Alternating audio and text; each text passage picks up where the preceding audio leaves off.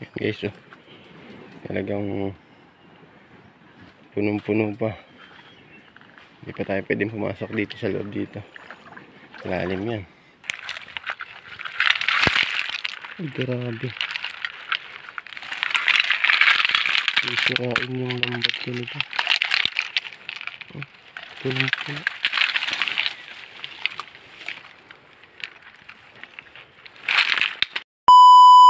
Ayan, magandang umaga mga kaisla. So update ko kayo dun sa bukana nung dagat. So ito yung pinagkabitan namin nakaraan or pinagdaanan ng pang-alimango. So nung nakaraan sarado to. At ngayon ay ayan na. Oh, bumukas na siya. So bali pumapasok at lumalabas na yung tubig galing sa ilog. Ayan, tingnan nyo, ang linaw na ng tubig. So, dahil din yan sa malaking high tide. Kaya, bumukas kaya lang. Dito siya bumukas, malayo. Malayo sa may dating pinag-aagusan niya. Doon dati umaagos yan. So, itong buhangin na to, dati pantayan hanggang doon. Ito yung bumababa, ito yung ano, daungan ng mga bangkang nangingisda. So kung nangyari, ayan, dito dumaan yung butas. Ayan, ayan, ang linaw na, hindi katulad ng mga nakaraan na talagang maitim. Ayan, pati itong nyug halos nadamay na. Ayan guys, oh, lalim, mahirap pagtawid. Sagad halos sa tabi yung ano, high tide. Ayan, oh. Grabe namang high tide. So magkakabit tayo ng pang-alimango ulit doon na sa loob. Hintayin lang nating mag low tide para mababa yung tubig doon sa loob. So pag ganito ay mahirap pasukin yung loob ng ilog, sobrang lalim yan. Ayan, oh. Ayan, basura na yan, dala pa ng hanging habagat yan. Daming basura. So ayan, ang hirap lang pagtawid pag ganitong high tide, talagang malalim yan. So try natin tumawid sa may kabila. Hanap tayo ng tawiran. Ayan, malalim yan. Tayo tatawid.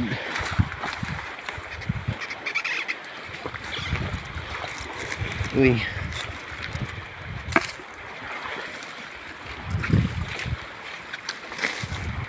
malalim din guys. Grabe talaga high tide.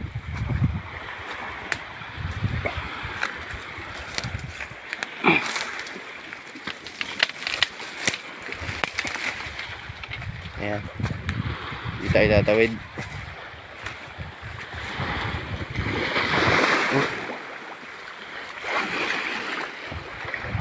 Ayan siya, dyan siya bumutas guys. Dito napakalayo para sa dating butas. Tapos yan, no, high tide sagad. Abot na tong punong malaki, puno ng aguho. So, tingnan natin kung makakatawid tayo, pero malalim guys. Hindi lang tayo makakatawid. Mabasa tayo, hindi kaya. Hindi tayo makakatawid guys. So hintayin na lang natin mag low tide. Tataan tayo na pang-alimango sa loob. Ganda na yung kulay ng tubig ngayon. So bali yung pangkabit ko pala ay tinago ko lang dun sa may parting dinadaanan. Bibisitahin ko muna habang malaki pa yung tubig. So bali 3 araw na yung nakatago doon. Sisilipin ko lang. At sana wala namang nakailan. Silipin ko muna guys. Silipin ko lang siya guys kung nandito pa. Sana wala pang nakakapansin. Wala nakikialam.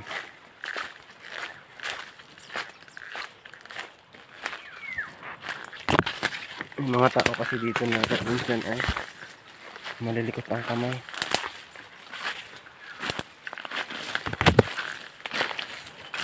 Sana lang nandito pa. Nandito pa guys. Ayan o.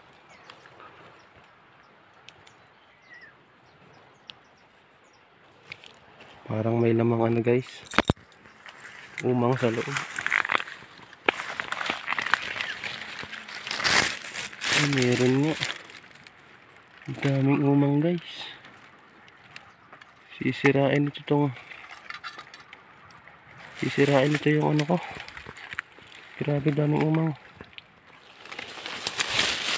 Sisirain ito yung trap ko. Ano? Daming umang.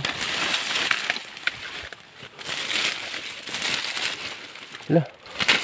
Grabe lalo na tong isa. Ay oh. Hala.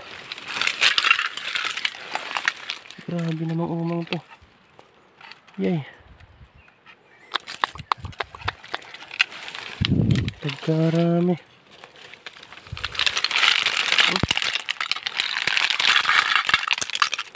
Hala. Grabe namang umang to. Itong isa wala. Alam ko na guys. Siguro ito. Hindi ko na alis yung pain na natira. Ay, grabe. Sisirain yung lambat ko nito. Tulong po.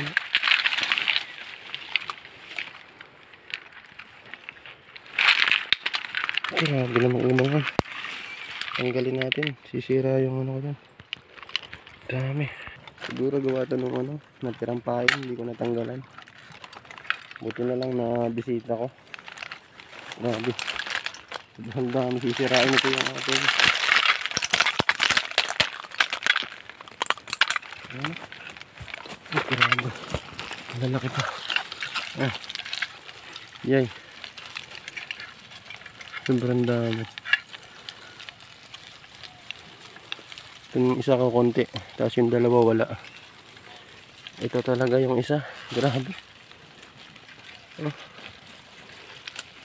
Ito nga siguro itong lata.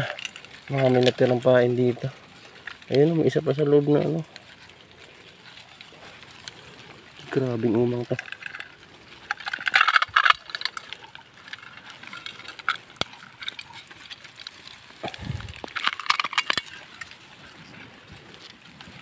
Dami.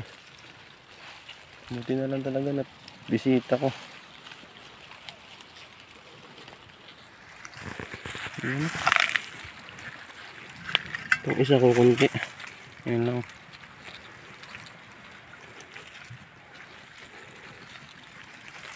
Kasi yung dalawa wala. Wala kahit isa. Ito talaga grabe. Kalahati. Buti na lang talaga napuntahan ko. Sisirain ito yung ano, net. So pakawalan din natin to. Ayan guys, tinago ko na ulit. So mamaya na lang ulit natin balikan.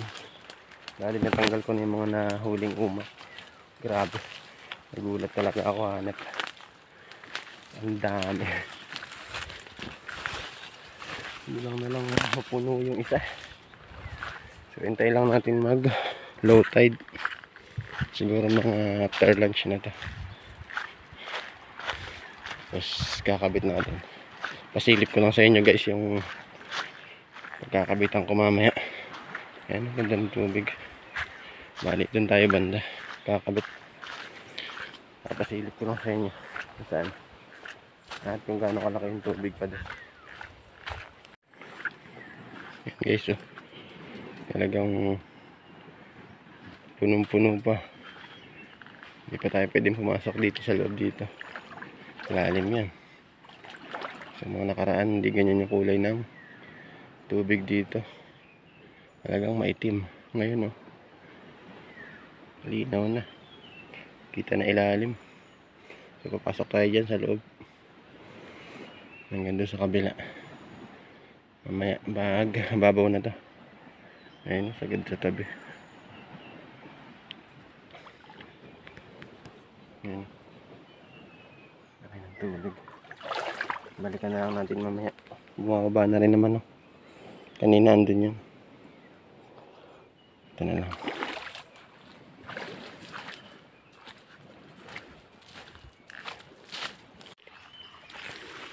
Yan guys, ito naman yung dati kong dinadaanan.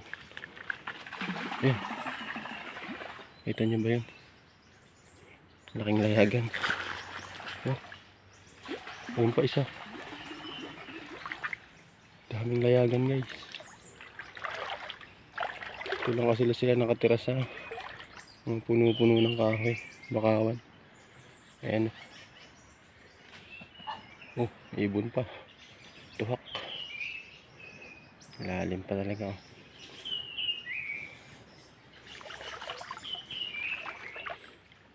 Yan, papasok tayo dyan mamaya sa loob niyan. Pag low tide na. Ayan.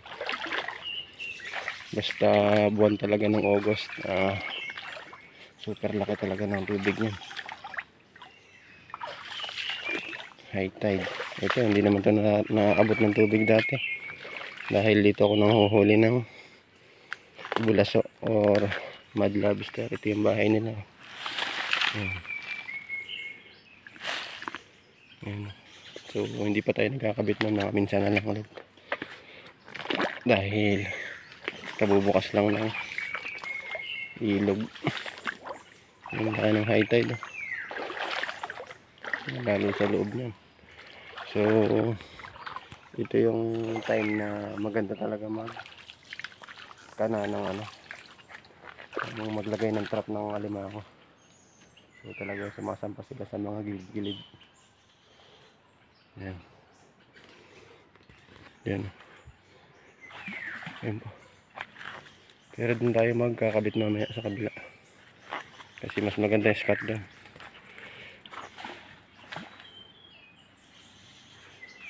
Tsaka wala masyadong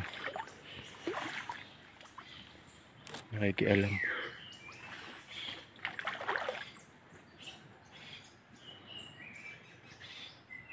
Ang daming ano guys, layagan.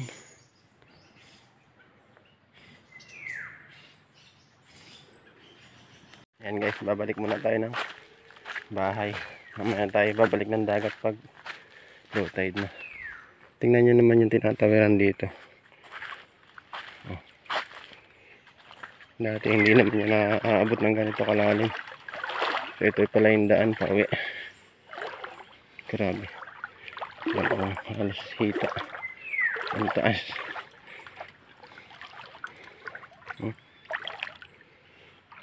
Ayan. Lalim. Oops, babasaan na tayo guys. Ay, nalinaw na. Dati kulay itim ito. Ito tabi dito. Ayan. Wala kasing tulay dito. Ito, hindi mo nagkakatubig dati dito. Ngayon, puno. Ayan yung motor natin.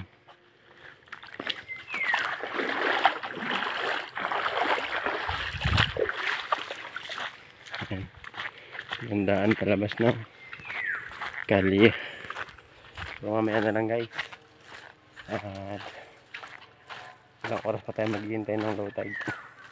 Balik lang tayo mamaya dyan.